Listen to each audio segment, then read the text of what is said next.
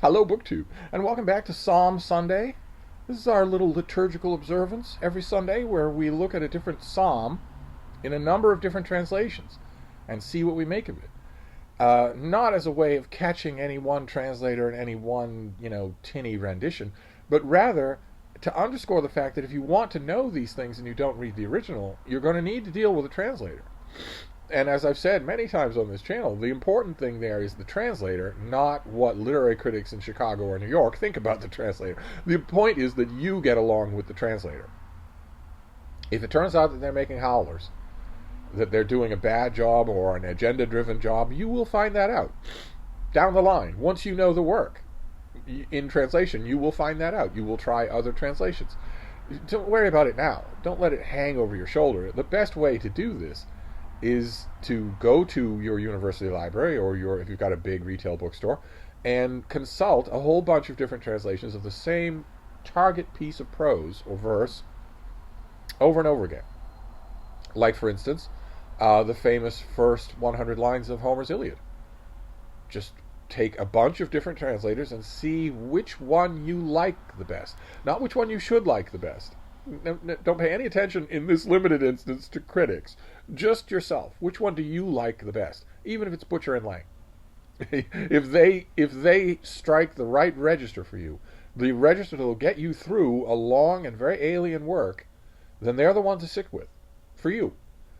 And then later on, when you realize that they're not doing a particularly good job, you'll find other translations. You might end up knowing a lot of those other translations and still liking the one that brought you in the door for sentimental reasons. That happens all the time. So we're going to do that today.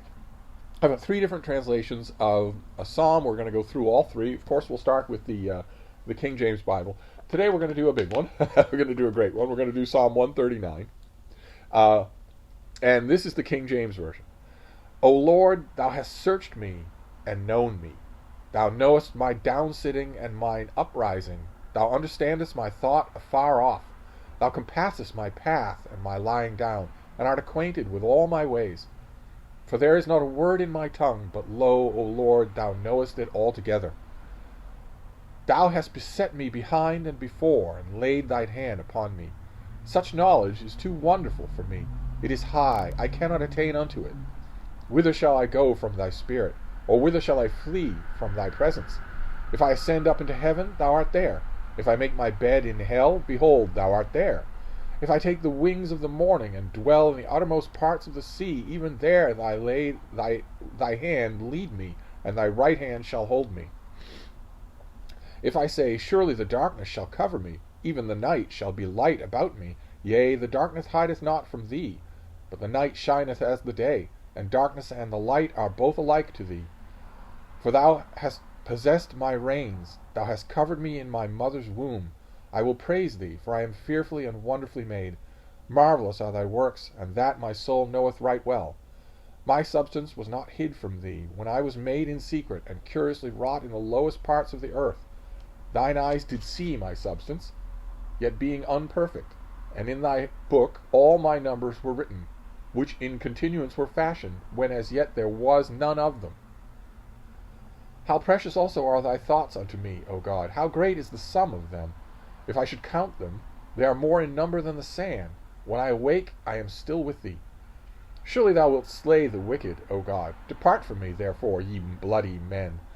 For they speak against thee wickedly, and mine enemies take thy name in vain. Do I not hate them, O Lord, that hate thee?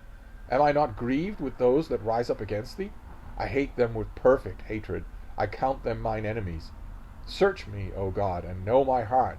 Try me, and know my thoughts, and see if there be any wicked way in me, and lead me in the way everlasting.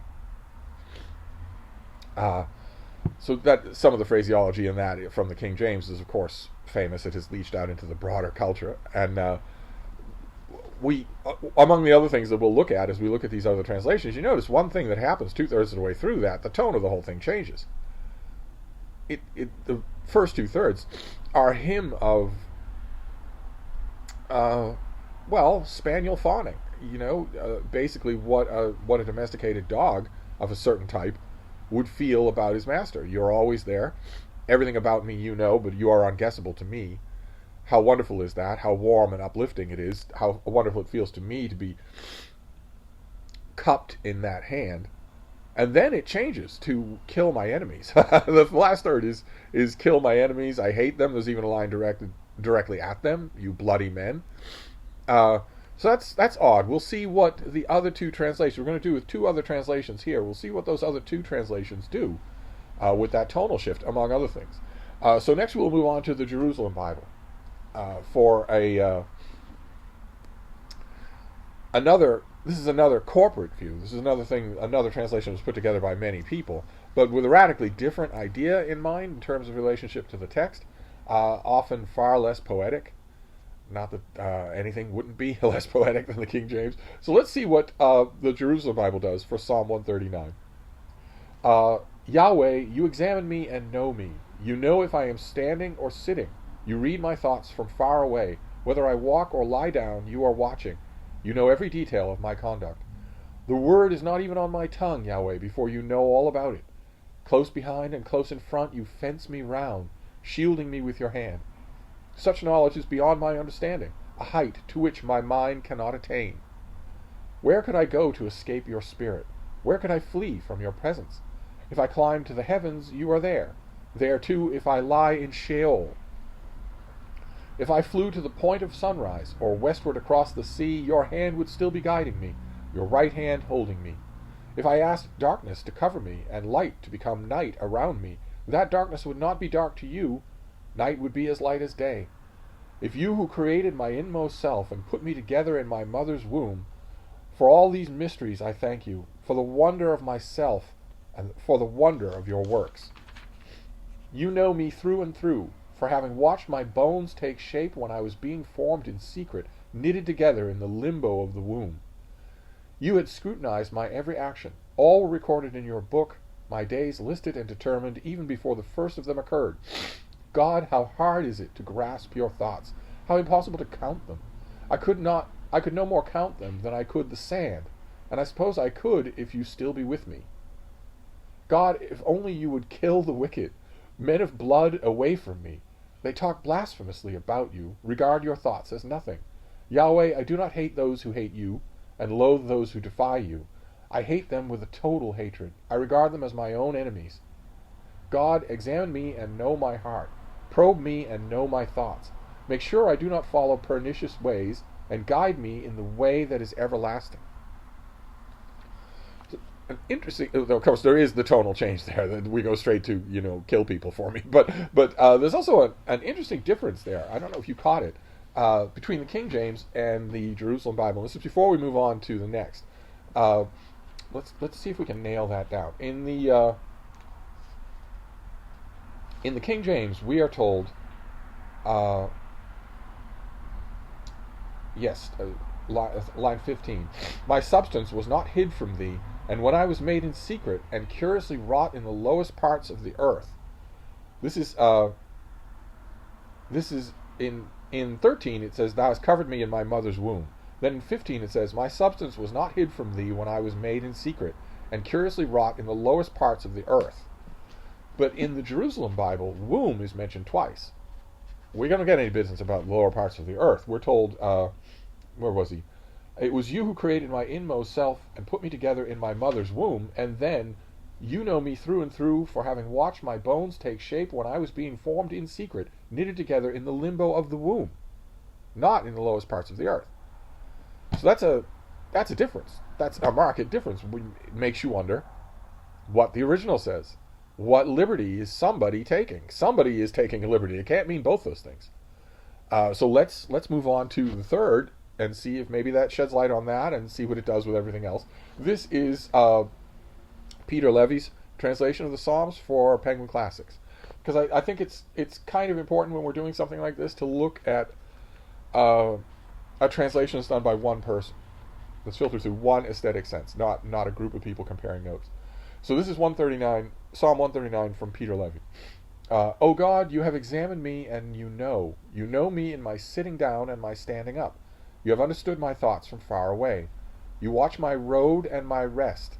You are familiar with all my paths. Before any word is on my tongue, O God, you know it. You surrounded me. You are in front and behind. and your hand touches me. This understanding is marvelous and too much for me. It is high, and I cannot grasp it. Where shall I go from your spirit? Where shall I hide from your face? If I go up into the heavens, you are there. If I lie down among the dead, you are there. If I take the wings of dawn and live in the furthest regions of the sea, even there your hand will guide me, and your right hand will hold me. And I said, surely the darkness will cover me, and the night will be my light. But darkness is not dark to you, and the night shines like the day, and the dark is light. Because you produced my body, but covered me in the womb of my mother, and I will thank you, because I was wonderfully and terribly created. And my spirit knows very well that your works are wonderful. My bones were not hidden from you when I was made in a secret place and dappled with colors in the lowest parts of the earth. Your eyes saw my unshaped body, and everything was written in your book by the day of its creation, before there was anything. O God, your thoughts have been precious to me, and their quantity is mighty. If I number them, they are more than the sand, and I wake, and I am still with you. O God, you will certainly kill the unjust man. Go away from me, men with bloody hands. They speak of you trickily. They take it up for hollow reasons, your enemies. O God, shall I not hate those that hate you? And being angry with your enemies, I have hated them with complete hate, and they have been my enemies. O God, examine me and know my heart. Try me and know my thoughts, and see if any bad road is in me, and guide me by an everlasting road. So once again, we get the lower parts of the earth, not a repeat of the womb. That is only in the Jerusalem Bible. And also a little bit of difference there as well. Let's go back to... there's that bit here. We get it repeated in 2 out of the 3 versions about the grains of sand. If I number them, the thoughts of God, if I number them, they are more than the sand, and I wake, and I am still with you. And the King James says the same thing. But once again, the Jerusalem Bible says something different. It says how hard it is to grasp your thoughts, how impossible to count them. I could no more count them than I could the sand, and I suppose I could if you would still be with me. The King James and Peter Levy say, they are as uncountable as grains of sand. I wake up and you are still with me. The Jerusalem Bible gives a solution to that problem. It says, well, as long as you're with me, if it might take a long time, but I could do it. That votive part, I could, is nowhere in the other 2 translations. So you've got one oddball here in a couple of different ways. Right? The Jerusalem Bible mentions womb 2 times instead of only 1. It doesn't mention the lower parts of the earth. The other 2 translations do, separated by 500 years. So if you're doing this exercise and you start to wonder, maybe you're the type of reader who wants to know what is there in the original. Plenty of readers of translated literature don't. And I know this is going to sound heretical, but there's nothing all that wrong with that. The whole point at the beginning is that the translation works for you in your own language. That's the whole point. Not even textual accuracy. You want no translation is going to completely ruin. It's going to completely stab in the back the original. In modern times, that's not going to happen. So you don't have to worry about that. The whole point is going to be stop yourself from nitpicking and find out which narrative experience carries you along the best. And then you can go back and nitpick. The nitpicking is a lot of fun. But when you're doing an exercise like this, of course, if you were doing this at your church's reading room, or at your big retail bookstore, if you're being really courteous and really neat and not blocking the aisles, keep in mind, you are blocking the aisle if your legs are crossing the aisle. If someone has to step over you, you're in the way. Don't be in the way. If you're young, don't give young people a bad name, right? There are plenty of old people who are going to think young people are trouble anyway, even when they're being well-behaved. Don't give them any extra fuel.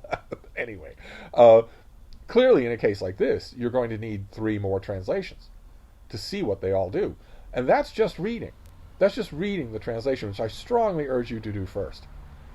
Then later, if you really want to obsess, if you really want to get to the bottom of, for instance, that one thing that we talked about, one instance here of, am I formed in the lower parts of the earth, or am I formed in the lower parts of a woman? Which is it? Which is it in the original? Sooner or later, You could get 6 translations. They might all be different. You'll find which ones you like, but you will probably get scholarly editions that will tell you what the actual words are and where the various translations go wrong, or what liberties they take, or why they take them.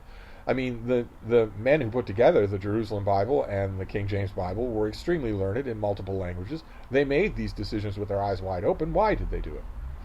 I think that's fascinating. Absolutely fascinating. As for the psalm itself, well, it's famous, right, for a number of different reasons. Also infamous for one reason, because that part about you knitted me together in my mother's womb is the one of the Christian scriptural bases for opposing abortion in any form, because God knitted you together in the womb. It's literally coming from an ancient Near Eastern text that's been copied a million times about a deity and a pantheon of deities that are long gone. The version of these beings that are worshipped today is nothing like they were then. You would have been stoned or burned or speared in the head for worshipping the Christian God that you do now, if you had been transported at the time when this psalm was being written. That is one of the liturgical bases for that whole opposition to abortion, is that you were knitted together in your mother's womb by God. Of course, you weren't, right? We're talking poetic interpretation here. Human embryology is well understood. There's no knitting together going on. There's no force extending into the womb to form the embryo or the fetus. There is no force. This poem, very poetically, very beautifully, describes a situation in which a supernatural force is entering into every womb.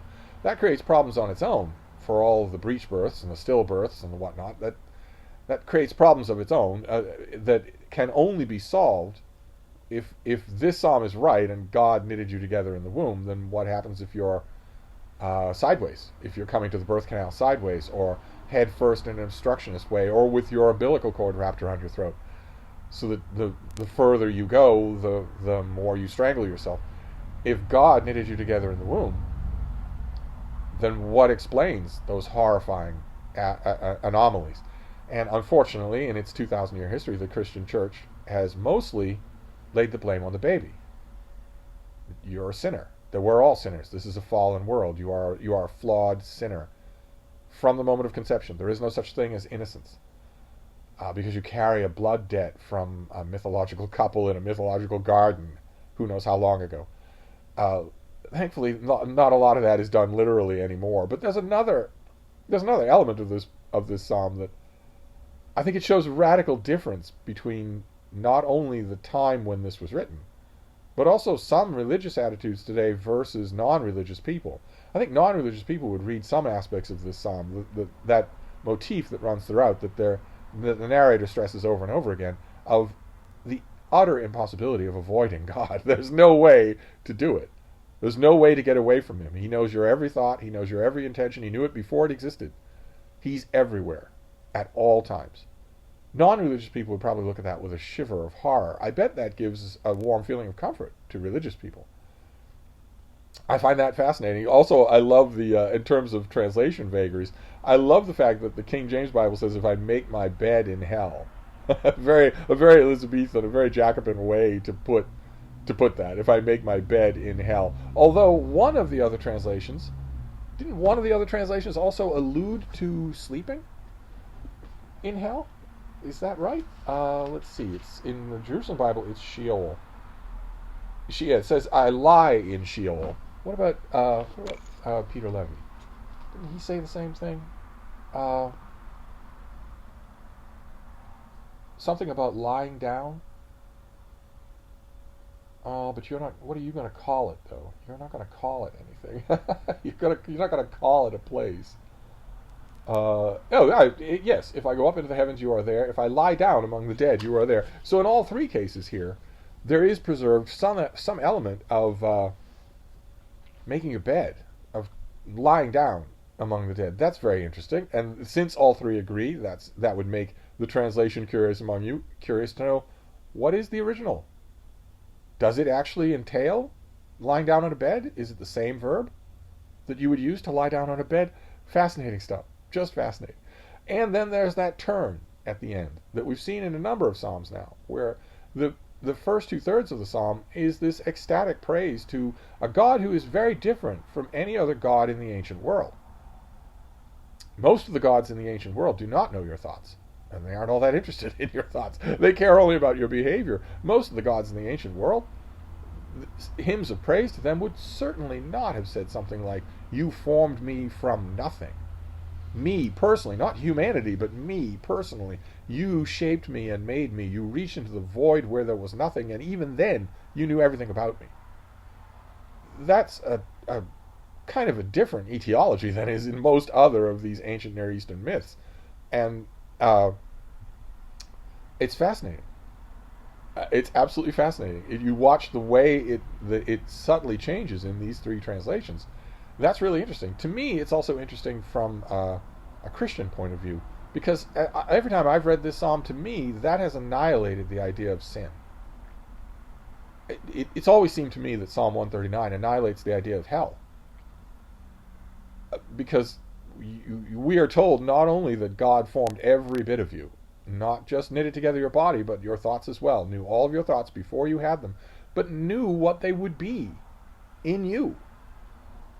It doesn't seem possible in a situation like that you could then sin without God knowing it. That whatever thoughts you have, he would have to know. Especially since in the at least the Christian conception of sin, a lot of it is immutable. A lot of it is stuff that you were born with. Well, this psalm seems to eliminate that possibility, so I think it's lovely. In a way, it's lovely. I love how individual it is. No one would ever have sung anything like this about Zeus. I like that very much. I like the feel of that, and of course, in terms of winning the prize for translation, it goes to the King James. Once again, it does, because not only because it is just metrically beautiful, but also because a lot of those phrases, "I am fearfully and wonderfully made" and whatnot, have made their way into the world. They've made their way into our common usage. So that's a big one for today. That's Psalm 139. We'll wrap this up for now, and I will be back next Sunday with another psalm. So I will see you then. Thank you, BookTube.